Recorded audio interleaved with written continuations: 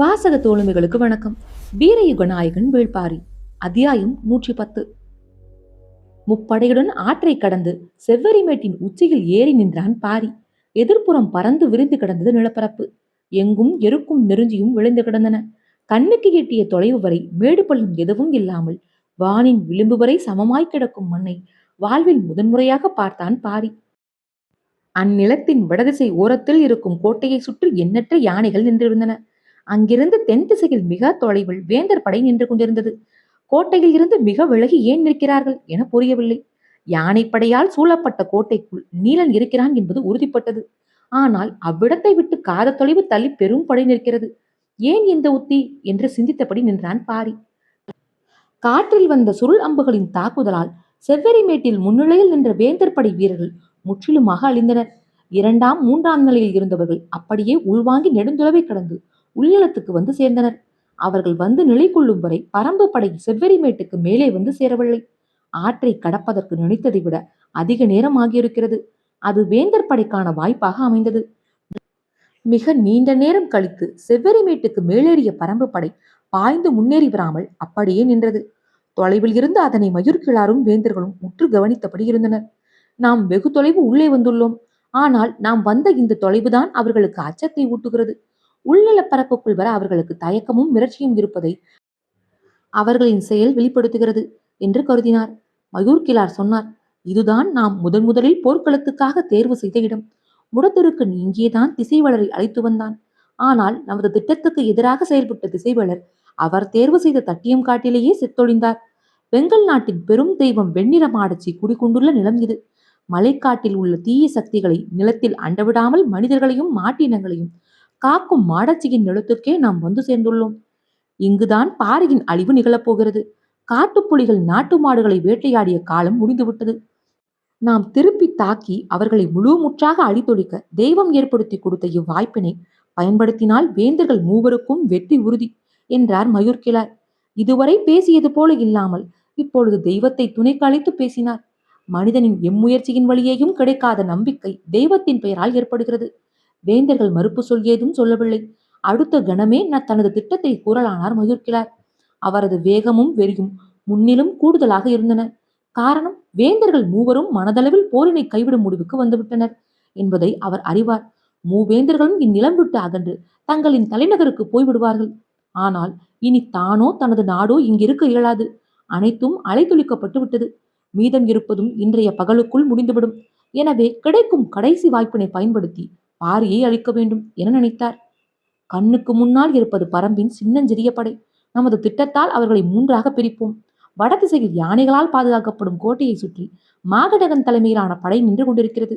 நானும் அரச குல மாவீரர்களான சோழ வீரனும் புதிய விற்பனும் வலிமையான படையோடு நடுவில் இவ்விடத்திலேயே அணிவகுத்து நிற்கிறோம். சிறப்பு கவசப்படை வீரர்களோடு மூவேந்தர்களும் தென்கோடியில் பாதுகாப்புடன் நில்லுங்கள். எதிரிகள் 3 கூறுகளாக பிரிந்தே ஆவார்கள். மூன்றாக பிரிந்தால் ஒரு கூட்டத்தில் 300 பேருக்கு மேல் இருக்க மாட்டார்கள். அவர்கள் எவ்வளவு பெரிய மாவீரர்களாக இருந்தாலும் நமது வலிமையால் அவர்களை எளிதில் வீழ்த்த முடியும். அவர்களின் முக்கியமானவர்கள் யானைப்படையை தாக்க வடக்கு கோட்டையை நோக்கி போவார்கள். அப்பொழுது நாங்கள் அவர்களை சுற்றி வளைத்து தாக்கி அளிப்போம். மயூர்கிழாரின் திட்டம் குறித்து ஆழ்ந்து சிந்தித்தார் குலசேகர பாண்டியன். ஆற்றில் இறங்கியவர்களை அழிக்கப் போன கருங்கைவாணன் இன்னும் வந்து சேரவில்லை. நாம் மிகவும் உள்ளே தள்ளி வந்துவிட்டோம். எஞ்சியிருக்கும் படை வீரர்களில் பெரும்பாலானோர் சேர வீரர்களே. இப்பொழுது தாக்குதல் வேண்டாம் என்று முடிவெடுத்தால் உதயஞ்சேரல் உடனடியாக பிரிந்து விடுவான். நமது நிலைமை மிகவும் வலிமை குன்றியதாக மாறிவிடும். நாம் தப்பிப்பதே கடினமானதாகிவிடும். எனவே மயூர்கிழாரின் ஆலோசனையை ஏற்று நம்பிக்கையோடு போரிடுவதற்காக முடிவெடுப்போம். அப்பொழுதுதான் படையை ஒன்றுபடுத்தி நிறுத்த முடியும். போரின் போக்கிற்கு ஏற்ப அடுத்த கட்டத்தை நாம் தீர்மானித்துக் கொள்ளலாம். ஏனென்றால் இது வெங்கல் நாட்டின் எல்லை பகுதி. இதற்கு கீழ்ப்பகுதியில் இருப்பது ஊரல் காடு. அது பற்றி மற்றவர்களுக்கு எதுவும் தெரியாது. யாராலும் அதற்குள் நுழைந்து வெளியேற முடியாது. நாம் எளிதில் தப்பிக்கலாம் என மனதில் எண்ணியபடி மயூர்கிழாரின் திட்டத்துக்கு உடனடியாக அனுமதி கொடுத்தான் குலசேகர பாண்டியன். செங்கன சோழனுக்கு பெரும் குழப்பமாக இருந்தது. இவ்வளவு பேரழிவுக்கு பிறகும் எப்படி எதிர்நின்று தாக்கும் முடிவை எடுக்கிறார் குலசேகர பாண்டியன் என்பது விளங்கவில்லை. கோட்டைக்கு உள்ளிருக்கும் நீலனை வெட்டி வீச சொல்லிவிட்டு நாம் பாதுகாப்பாக இவ்விடம் விட்டு நீங்கலாம் என்று நினைத்தான். ஆனால் அதனை சொல்லும் நிலையில் சூழல் இல்லை. அவன் தந்தை சோழவேலன் மயூர்கிழாரை விட பெரும் சினத்தோடு பிரிக்கப்பட்ட படைக்கு தலைமையேற்று போய்கொண்டிருந்தார். இதே குழப்பம் உதயஞ்சேரலுக்கும் இருந்தது. ஆனால் சமவெளியில் நன்றாக உள்ளே வந்து விட்டதால் பாரி இவ்வளவு தொலைவு மலையை விட்டு விலகி வரமாட்டான். எனவே படையை மூன்றாக பிரிப்பது சிறந்த உத்தி என நினைத்தான். அதே போல 300 யானைகளால் காக்கப்படும் கோட்டையை தாக்க அவர்களால் கொண்டு வர முடிந்தது 4 யானைகள் மட்டுமே. மீதி யானைகளை அவர்கள் கொண்டு வந்து சேர்ப்பதற்குள் போர் முடிந்துவிடும் என்று சிந்தித்தான் உதயஞ்சேரல். முக்கியமாக குலசேகர பாண்டியன் வேறு பக்கம் போகாமல் தங்களோடு இங்கே இருப்பதற்கு ஒத்துக்கொண்டதால் திட்டத்தின் மீது வேறு ஐயம் எதுவும் தோன்றவில்லை. கருங்கைவாணன் வந்து சேரும் வரை மூவேந்தர்களின் கவசப்படையின் முன் தளபதியாக உசந்தன் இருப்பது என்று முடிவானது. ஏறக்குறைய தன் வீரர்களை முழு முற்றாக இழந்து நிற்கும் செங்கன சோழன் சோழப்படை தளபதி உசந்தன் தனது அருகில் இருப்பதை ஆறுதலாக உணர்ந்தான். மயூர்கிழார் திட்டப்படி போதுமான இடைவெளியோடு வேந்தர் படை மூன்றாக பிரிந்தது. பெரும் எண்ணிக்கையிலான வீரர்களோடு புதிய விற்பன் சோழவீரன் ஆகியோரோடு நடுவில் இருக்கும் படையில் வீறு கொண்டு நின்றார் மயூர்கிழார். செவ்வெறிமேட்டில் ஏறி பரம்பு படை ஏதும் செய்யாமல் அப்படியே அங்கு நின்றது. முன்னேறுவதா அல்லது திரும்புவதா என்ற குழப்பத்தில் அவர்கள் இருப்பதுதான் இதற்கு காரணம். அதே நேரம் அவர்கள் வராமல் நாம் முன் சென்று தாக்க வேண்டாம் என்ற முடிவோடு இருந்தார் மயூர்கிழார். மேட்டு நிலம் ஏறியவுடன் எதிரிகளை நோக்கி முன்னேறாமல் படையை அப்படியே நிறுத்தியிருந்தான் பாரி. எதிரிகளின் படை மீண்டும் பிரிந்து விலகுவதை பார்த்தான். வடகோடியில் யானைப்படையால் சூழப்பட்ட கோட்டை இருந்தது. தென்கோடியில் கவசம் அணிந்த குதிரை வீரர்கள் நிறைந்த சிறு படை இருந்தது. இவை இரண்டிற்கும் இடையே தனக்கு எதிரே வெகு தொலைவில் பெரும் படையொன்று அணிவகுத்து நின்றது. காலாட்படை வீரர்களால் நிறைந்துள்ள அப்படையில் ஆங்காங்கே குதிரைகள் சில வீரர்கள் நின்றனர். அவர்கள் அணிந்துள்ள கவசங்களின் தன்மையை வைத்து அவர்கள் தளபதிகளாகவோ வேந்தர்களாகவோ இருக்க வாய்ப்புண்டு என கருதினான் பாரி. இடது பக்கம் ஆற்றை கடந்து 4 யானைகளோடு மேலேறிய தந்தமுத்தத்துக்காரர்களுக்கு சிறிது கால இடைவெளி தேவைப்பட்டது. அதற்கான நேரத்தை கணித்தபடி திட்டங்களை வகுத்து கொண்டிருந்தான் பாரி. பரம்பு நிலம் விட்டு வெகு தொலைவு வந்துள்ளோம். நாகக்கரட்டின் மேல் நின்று குறுப்பு நிறுத்தியது போல இப்பொழுதும் எதையும் செய்ய முடியாது. நீலனை மீட்க இதுவே இறுதி தாக்குதல். பரம்பின் மிக வலிமையான வில் வீரர்களிடம் மிக குறைவான அம்புகளே உள்ளன. எதிரிகள் நம்மை மூன்றாக பிரித்து எளிதாக தாக்கி அளிக்க நினைக்கிறார்கள் என எண்ணியபடி பாரி சொன்னான். கோட்டைக்கு உள்ளிருக்கும் நீலனை மீட்பதே முதற் பெரும் வேலை. தந்தமுத்தத்துக்காரர்களின் தாக்குதல் தொடங்கியவுடன் மின்னல் வேகத்தில் செயல்பட வேண்டும். எல்லா வகையிலும் நமது வலிமையான தாக்குதல் அங்கு நிகழ வேண்டும். எனவே முடியனும் உதிரனும் திறன்மிக்க வீரர்களோடு வடதிசைக்கு போங்கள். விண்டன் சிறிய அளவிலான குதிரை வீரர்களை அழைத்துக் கொண்டு தென்கோடியில் இருக்கும் கவசப்படையை தாக்கட்டும். காத தொலைவிற்கு அப்பால் ஆற்றின் கரையில் இருந்து வந்து கொண்டிருக்கும் காலம்பன் அவனோடு இணைந்து கொள்ளட்டும். அதுவரை விண்டன் நிதானமாக தாக்குதலை நடத்தட்டும். நடுவில் இருக்கும் இப்பெரும் படையை நான் எதிர்கொள்கிறேன் என்றான் பாரி. அதிர்ந்தான் முடியன். நடுவில்தான் எதிரிகளின் வலிமை மிகுந்த படை அணிவகுத்து நிற்கிறது. அப்படி இருக்க எண்ணிக்கையில் மிக குறைந்த வீரர்களோடு பரம்பு தலைவன் தனித்து போவது சரியல்ல என்றான். இப்பொழுது முக்கியம் நீலனை மீட்பது. நீயும் உதிரனும் அக்கோட்டையை நோக்கி முழு வேகத்தோடு முன்னேறுங்கள். நடுவில் நிற்கும் இப்பெரும் படை உங்களை நோக்கி வராமல் நான் பார்த்துக் கொள்கிறேன் என்றான். ஆனாலும் முடியன், உதிரன், விண்டன் மூவரும் இதனை ஏற்றுக்கொள்ளவில்லை. ஆனால் உதிரனோ விண்டனோ பாரியை மறுத்து பேச முடியாது. முடியன் மீண்டும் சொல்ல வாயெடுத்த பொழுது, அங்கே பார் என்றான் பாரி. அவன் கை நீட்டிய வடதிசையை அனைவரும் பார்த்தனர். கொண்டு வந்த 4 யானைகளில் 3 யானைகளை முன்னங்கால்களை மண்டியிட வைத்து நிறுத்தினர் தந்தமுத்தத்துக்காரர்கள். ஒரு யானை மிகவும் பின்னால் நின்று கொண்டிருந்தது. வேலை தொடங்கிவிட்டது, உடனே அவ்விடம் போ என்றான் பாரி. அதன் பின் பேச இடம் ஏதும் இல்லை. தங்களுக்கான வீரர்களோடு முடியனும் உதிரனும் அவ்விடம் விட்டு விரைந்தனர். கோட்டையை சுற்றி 300 யானைகளை அணிவகுத்து நிறுத்தியிருக்கும் அல்லங்கீரன் தன் எதிரிகள் 3 யானைகளை மண்டியிட வைத்துக் கொண்டிருப்பதை உற்று பார்த்தான். அவனது யானைப்படைக்கு பின் பெரும் தளபதி மாகனகன் தனது சிறப்பு வீரர்களோடு நின்றிருந்தான். சிறு வயது முதல் யானை போரில் பயிற்சி கொண்டு இணையற்ற பெருவீரனாக வளர்ந்தவன் அல்லங்கீரன்.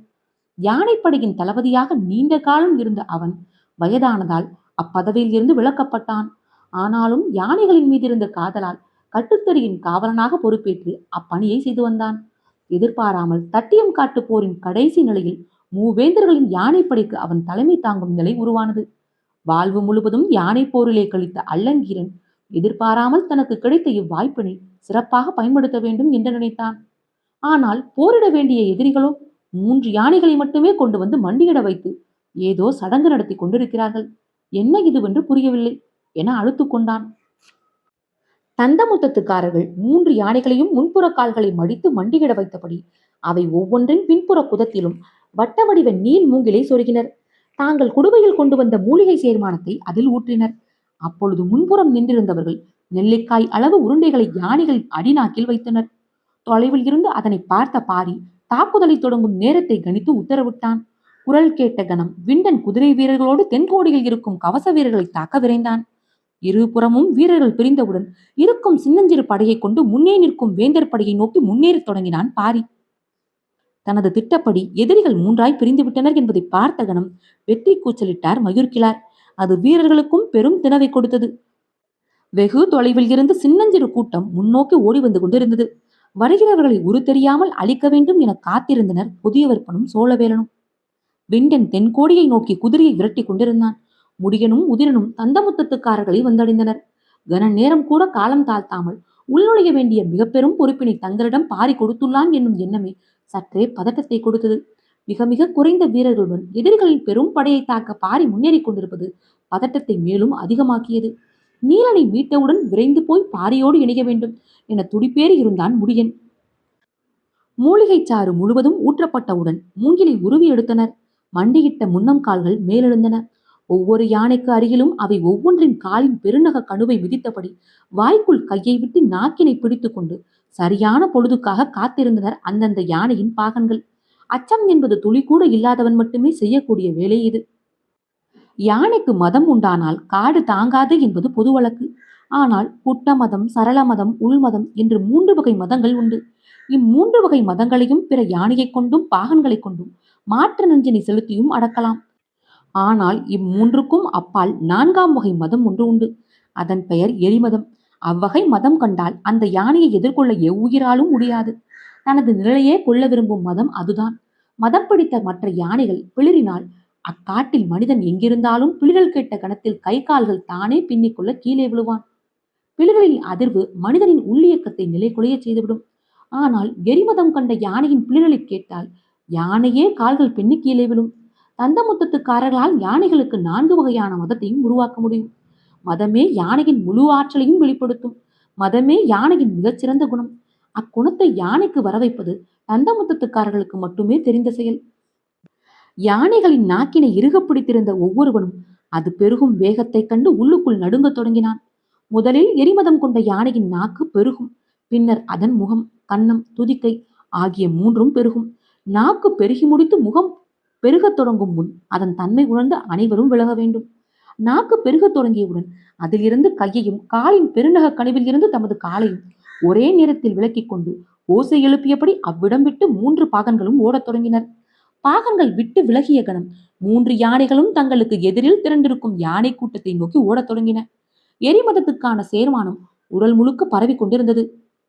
மிகச் சில வீரர்களை மட்டுமே கொண்டிருந்த பாரி எதிரே நிற்கும் வேந்தர் படையை நோக்கி சென்று கொண்டிருந்தான்.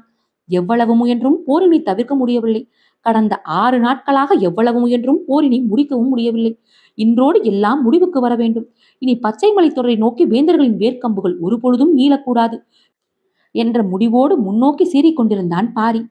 எரிமதம் கண்ட யானைகள் தமது காது, முகம், வால் ஆகிய 4னையும் நிலை கொள்ளாமல் ஆட்டின. பிடிரல் தொடங்கும் முன்பு நடக்கும் செயல் இது. தங்களை நோக்கி ஓடி வந்து கொண்டிருக்கும் 3 யானைகளின் மீதும் பாகன்கள் இல்லை.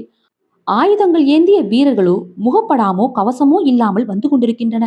ஆனால் தன்மையும் வேகமும் மிகவும் மாறுபட்டதாக இருக்கிறதே என்று அல்லங்கீரனுக்கு தோன்றியது. எனினும் வெறும் 3 யானைகளால் என்ன செய்துவிட முடியும் என்ற எண்ணத்துடன் அவற்றின் வருகையை எதிர்நோக்கி கொண்டிருந்தான். அதே மனநிலையோடுதான் மயூர்கிழார் நின்று கொண்டிருந்தார். 3ஆக பிரிந்த பரம்பு படையில் மிகச்சிறிய பகுதி மட்டுமே தங்களை நோக்கி வருகிறது. வரும் படையில் குதிரைகளும் இல்லை, வில்வீரர்களும் இருப்பது போல் தெரியவில்லை. பின்னர் எந்த நம்பிக்கையில் அவர்கள் வந்து கொண்டிருக்கிறார்கள் என்ற சிந்தனையில் நின்று கொண்டிருந்தார். அதுவரை தந்தத்தின் மேலே துதிக்கையை முறுக்கியபடி ஓடி வந்து கொண்டிருந்த யானைகள் இப்பொழுது துதிக்கையை இரு பக்கமும் முழுமையாக வீசத் தொடங்கின. தலையை மறுத்து ஆட்டி அதைவிட வேகமாக காதுகளை ஆட்டத் தொடங்கின. யானையை மனிதனால் விரைவாக நடக்க வைக்க மட்டுமே முடியும். ஒரு பொழுதும் ஓட வைக்க முடியாது. ஏன் என்றால் ஓடும் யானையின் மீது தூசு கூட தங்காது. அப்புறம் மனிதனால் எப்படி அமர முடியும்? யானை ஓடும் நிலத்தில் புற்கள் மீது புள்ளினம் அமராது. யானை ஓடி மனிதன் பார்ப்பது மிக மிக அரிது. மனிதன் பார்த்தது எல்லாம் பாகன்கள் யானையை விரைவாக நடத்தி செல்வதை மட்டும்தான். போர்க்களத்திலும் அக்காட்சிதான் தென்படும். ஆனால் இப்பொழுது அவர்களின் கண்களுக்கு எதிரில் வந்து கொண்டிருக்கும் யானைகள் விரைவாக நடந்து வரவில்லை. நிலம் அதிர வந்து கொண்டிருக்கிறது. பெரும் பரப்பில் யானைகளின் ஓட்டத்தை முதன்முறையாக பார்க்கின்றனர். அவற்றின் முதுகு எலும்புகள், வளைவுகள் எம்பி இறங்கின. பார்த்து கொண்டிருந்த அல்லங்கீரனுக்கும் அவர்களின் யானைகளின் மீது இருக்கும் பாகன்களுக்கும் கண்ணில் நடுக்கம் துளிர்க்கத் தொடங்கியது. பாரியை தொடர்ந்து சிறு படை வந்து கொண்டிருந்தாலும் அவனை சுற்றி ஓடி வந்த ஐவர் பாரிக்கான ஆயுதங்களோடு ஓடி வந்தனர். பாரியால் எதிர் நிற்கும் மொத்த படையையும் அழித்தொழிக்க முடியும் என பரம்பு வீரன் ஒவ்வொருவனுக்கும் தெரியும்.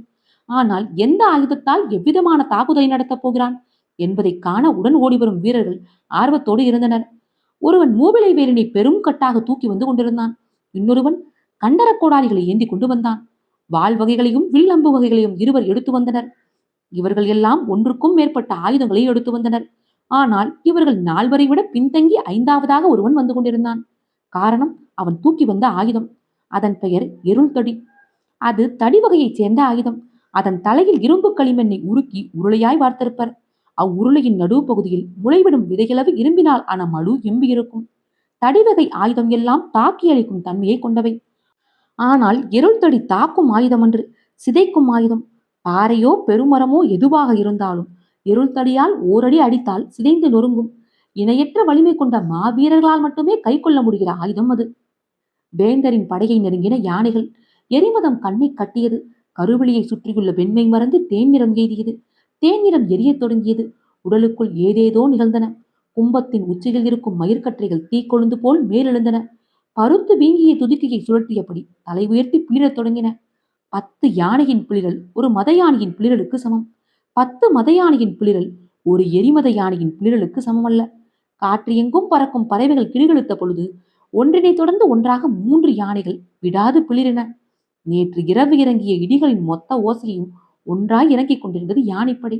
எரிமத பிளிரலின் பேரோசை வேந்தர் படைகளின் யானைகளின் உள்நரம்புகளை அதிரச் செய்தது. படைக்கு அருகில் வந்ததும் பாரி ஆயுதத்தினை வாங்க பின்னால் வந்து கொண்டிருப்பவனை நோக்கி கையை நீட்டினான். ஒருவன் மூவிலை வேலையும் இன்னொருவன் கண்டரக கோடாரையும் தர முன்வந்தனர். அவற்றை மறுத்து இறுதியாக வந்து கொண்டிருந்தவரிடம் இருந்து எருள் தடியை வாங்கினான் பாரி.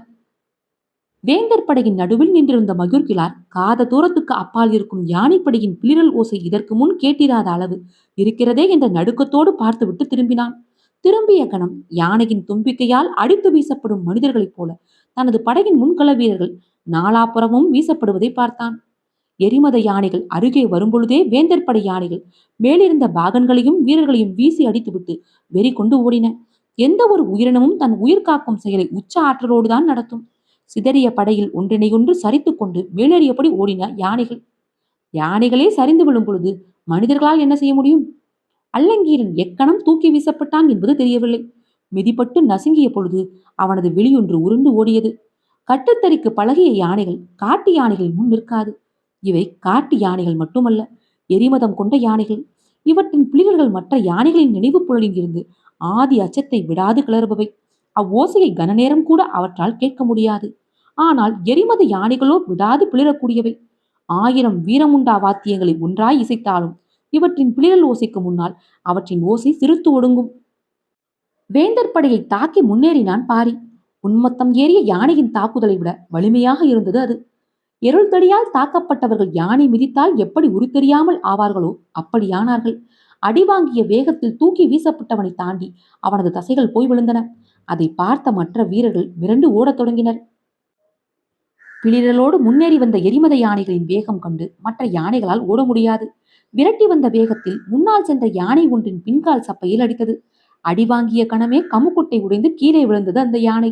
விழுந்த யானையின் காலை பிடித்து தூக்கி சுழற்றியது எரிமத யானை ஒன்று. கண்ணுக்கு அப்பால் தூக்கி வீசப்படும் வீரர்களை பார்த்து பொதிய விற்பனும் சோழவேலனும் நடுங்கி போயினர். என்ன நடக்கிறது என்பதை அறிய மயூர்கிழார் சற்றே முன்னேறி வந்தார். சிதையும் வீரர்களுக்கு நம்பிக்கையூட்டும் சொற்களை உச்சரித்தபடி வேகமாக முன்னேறி வந்தவர் அருகில் நெருங்கியதும் எதிர்பட்ட காட்சியைக் கண்டு உறைந்து நின்றார். எருள் தடியை சுழற்றிக் கொண்டு முன்னேறியவன் பரம்பின் தலைவன் பாரி. அவனை பார்த்த கணம் நினைவின் புலனுக்குள் மூழ்கி கிடந்த ஆதி அச்சம் பீரிட்டு மேலே வந்தது. உள்நரம்புகள் அதிரத் துவங்கின. அவனது கைகளால் நடுக்கத்தை மீறி ஆயுதத்தை இறுக பற்ற முடியவில்லை. அவனது உள் இயக்கம் நிலை குலைந்து கொண்டிருந்தது. தட்டியம் காட்டில் எத்தனையோ முறை பரம்பு தளபதிகளிடம் தப்பி பிழைத்தவன் பாரியின் எதிரே நின்று கொண்டிருந்தான். அவனை பார்த்த வேகத்தில் 4 எட்டு முன்னோக்கி பாய்ந்தான் பாரி. பாயும் வேகத்தில் எருள்தொடி காற்றை கிழித்து முன்னகர்ந்து கொண்டிருந்தது. ஆட்டுக்குட்டியைப் போல யானையொன்று தூக்கி வீசப்படுவதை தென்கோடியில் நின்றிருந்த வேந்தர்கள் மூவரும் பார்த்தனர். அந்த ஒரு காட்சி அவர்களுக்கு சொல்ல வேண்டிய எல்லாவற்றையும் சொல்லியது. கோட்டையை சுற்றி நிறுத்தப்பட்ட 300 யானைகளும் சிதைக்கப்பட்ட புற்றில் இருந்து வெளியேறும் கரையான்களைப் போல ஓடிக்கொண்டிருந்தன. குலசேகர பாண்டியன் தனது இரண்டாம் திட்டத்துக்கு ஆயத்தமாக தொடங்கினான். ஊரல் காட்டினை நோக்கி வந்துவிடு என தன் மகனுக்கு செய்தியை கூற 3 வீரர்களை மையப்படையை நோக்கி அனுப்பினான். வடகோடியில் நின்றிருந்த வேந்தர் படையை தாக்க அனுப்பப்பட்ட விண்டன் கடும் தாக்குதலை நடத்தினான். ஆனால் முன்னின்ற கவசப்படை வீரர்கள் மீது தனது சிறு படையால் பெரும் பாதிப்பினை உருவாக்க முடியவில்லை. ஆனாலும் காலம்பனின் வருகையை கணித்து அதற்கேற்ப தாக்குதலை தொடுத்துக் கொண்டிருந்தான். எரிமத யானையின் தந்தத்துக்கு வேந்தர் படை யானை எதுவும் சிக்கவில்லை. ஆனால் பாரியின் எருள்தொடிக்கு சிக்கினான் மயூர்கிழார். தன்னை நோக்கி வந்த பாரியின் ஆவேசத்தை பார்த்த பொழுது தங்களின் கோட்டையை அழிக்க வந்த மத யானையின் நினைவு வந்தது. தங்களை காப்பாற்றிய பரம்பு பெண்ணுக்கு தந்தை அளித்த வாக்குறுதி நினைவுக்கு வந்த பொழுது அம்மத யானையின் காலில் கட்டெரும்பின் தலை நசுங்குவதைப் போல் இருள்தொடியால் நசுங்கிக் கொண்டிருந்தது அவனது தலை. குலசேகர பாண்டியன் பின்புறமாக நகர்ந்து கொண்டிருப்பதை பார்த்தான் செங்கன சோழன். உசந்தன் தலைமையிலான நமது கவசப்படை வலிமையாக நின்று போரிட்டுக் கொண்டிருக்கிறது. ஆனால் கருங்கைவாணன் இன்னும் வந்து சேரவில்லை. சூழலின் மொத்தமும் அழிவை நோக்கி போய்க் கொண்டிருக்கிறது. யானைப்படை சிதைந்த கணமே நமது திட்டம் முழுமையும் தோல்வியடைந்து விட்டது. தான் தப்பிப்பது மட்டுமே இப்போதைய தேவை என உணர்ந்தான் செங்கன சோழன். ஆனால் அவனை சுற்றி நின்று கொண்டிருந்த சோழ வீரர்களோ மிக குறைவானவர்களே. அவர்களின் உதவியால் பாதுகாப்பாக அவ்விடத்தை விட்டு வெளியேற முடியாது. அதுவும் அவனால் குதிரைகள் உட்கார்ந்த நிலையில் விரைந்து செல்ல முடியாது. எழுவனாற்றில் ஏற்பட்ட தாக்குதலால் அந்நிலையை அடைந்தான். போதிய வீரர்கள் சூழவிருந்து தப்பித்தால் மட்டுமே உயிர் பிழைக்க முடியும் என்ற நிலையில் தனது குதிரையை உதயஞ்சேரலை நோக்கி செலுத்தினான். யானைப்படை சிதைந்ததைப் போல நடுவில் நின்றிருந்த பெரும் படையும் சிதையத் தொடங்கியது. மயூர்கிழாரின் தலையை நசுக்கி தூக்கி வீசினான் பாரி. அத்தோடு அப்பெரும் படை ஈரக்குலை நடுங்க உயிர் பிழைக்கும் ஓட்டத்தை தொடங்கியது. பாரியை சுற்றி நின்றவர்கள் தொலைவில் நிற்கும் சோழவேரலையும் புதிய விற்பனையும் அடையாளம் காட்டினர். யானைப்படை சிதறிய வேகத்தில் கோட்டை அருகில் இருந்து வீரர்களை நோக்கி முடியனும் உதிரனும் பாய்ந்து முன்னேறினர். இப்போரின் மிக முக்கியமான பணியே இனித்தான் இருக்கிறது. சிறு கவனப்பிசகோ வேகக்குறைவோ இருந்துவிடக்கூடாது. துல்லியமான தாக்குதலுக்கு ஆயத்த நிலையில் குதிரையில் விரைந்து கொண்டிருந்தனர் முடியனும் உதிரனும். உதயஞ்சேரலிடம் கை குவித்து கேட்டான் செங்கனச்சோரன், என்னை இவ்விடம் விட்டு பாதுகாப்பாய் வெளியேற்று. 3ஆம் நிலையில் நின்ற வேந்தர் படையில் அதிகம் இருப்பவர்கள் சேர வீரர்களே. அதனால்தான் உதயஞ்சேரலிடம் உதவி கேட்டான். ஆனால் உதவியாக கேட்காமல், இதனை நீ செய்வதற்கு கைமாறாய் நான் உனக்கு ஒன்று தருகிறேன் என்றான். போர்க்களத்தின் கடைசி கணத்தில் உயிர் பிழைக்க தப்பி செல்வது பற்றி சிந்தித்துக் கொண்டிருக்கும் நிலையில் நீங்கள் எனக்கு என்ன தந்துவிட முடியும் என கேட்டான் உதயஞ்சேரல். தனக்கு அருகில் நின்ற வேளக்கார படையை சேர்ந்த வீரனை நோக்கி செங்கனச்சோழன் கையை நீட்ட அவனோ பட்டு துணியால் சுற்றப்பட்ட ஓலைச்சுவடியின் கட்டொன்றை எடுத்து கொடுத்தான். அதனை உதயஞ்சேரலை நோக்கி நீட்டினான் செங்கனச்சோழன். என்ன இது என்று உதயஞ்சேரல் கேட்கும் முன் செங்கனச்சோழன் சொன்னான், பச்சை மலையில் உள்ள 14 வேளிர் குளங்களும் காலம் காலமாக தங்களின் விலைமதிப்புமிக்க செல்வங்களை பாலி நகரில்தான் சேமித்து வைக்கின்றன. இன்னும் எத்தனை ஆயிரம் ஆண்டுகளானாலும் அவ்விடமும் அதற்கான குறிப்புகளும் மாறப்போவது இல்லை. அவ்விடம் எங்கிருக்கிறது என்ற குறிப்பை காடர்களை கொண்டு அறிந்தேன். மிக துல்லியமான இக்குறிப்பின் அடிப்படையிலேதான் நான் எழுவனாற்றின் மேல்முனை வரை சென்று விட்டேன். ஆனால் அதன் பிறகு பாரியால் தாக்கப்பட்டு எனது படை அழிந்தது. காடர்கள் உருவாக்கிய அக்குறிப்பு இவ்வேட்டில் இருக்கிறது. இப்போரில் வெற்றி பெற்றால் இதனை பாண்டியனுக்கு வழங்கலாம் என்றிருந்தேன். ஆனால் போருக்கு தலைமை தாங்கிய குலசேகர பாண்டியனோ நம்மிடம் சொல்லாமலேயே இக்களம் விட்டு அகன்று கொண்டிருக்கிறார். இனி இது சேரர்களுக்கு சொந்தம். என்னிடம் இன்னொரு படி இருக்கிறது. என்றைக்கானாலும் அச்செல்வத்தை சேரனோ சோழனோதான் கைப்பற்ற வேண்டும் என்று சொல்லி அதனை கொடுத்தான். உதயன் சேரலுக்கு மெய் சிலிர்த்தது. இது முன்னமே கிடைத்திருந்தால் இப்போர்க்களத்துக்கே நான் வந்திருக்க மாட்டேன் என்று அவன் சொல்லிக் கொண்டிருக்கும் பொழுது காலம்பனின் பெரும் குரல் கேட்டது.